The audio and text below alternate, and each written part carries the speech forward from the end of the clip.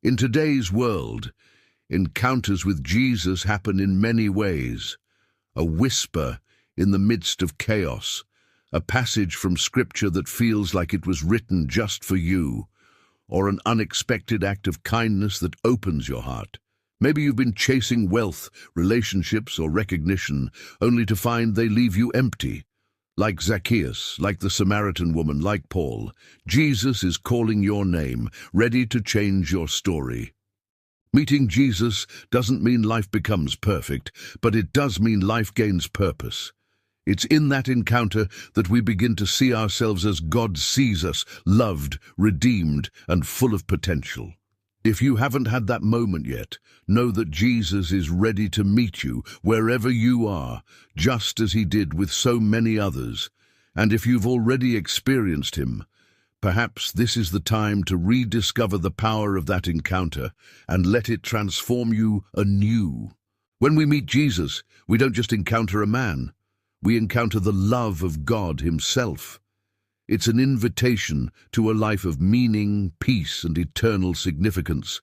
Whatever tree you've climbed, whatever well you're hiding at, or whatever road you're traveling, Jesus is there, ready to call your name. Will you answer? What does it mean to have a heart transformed by Jesus? Imagine for a moment a seed planted in barren soil. It lies dormant, lifeless, unable to grow.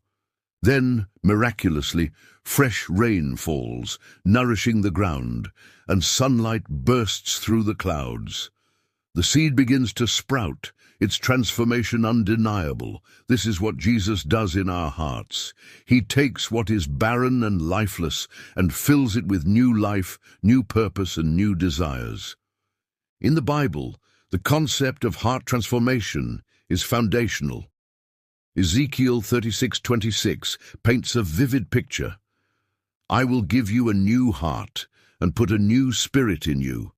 I will remove from you your heart of stone and give you a heart of flesh. Before encountering Jesus, our hearts can feel like stone, unyielding, self-centered, weighed down by fear and pride. But Jesus has the power to make them tender, responsive, and filled with his love. Consider Peter, a fisherman who might have expected nothing more from life than casting nets and counting his daily catch. When Jesus called him, Peter's heart was rough around the edges, impulsive and self-focused. Yet Jesus saw beyond the flaws and failures. "Follow me," he said, "and I will make you fishers of men."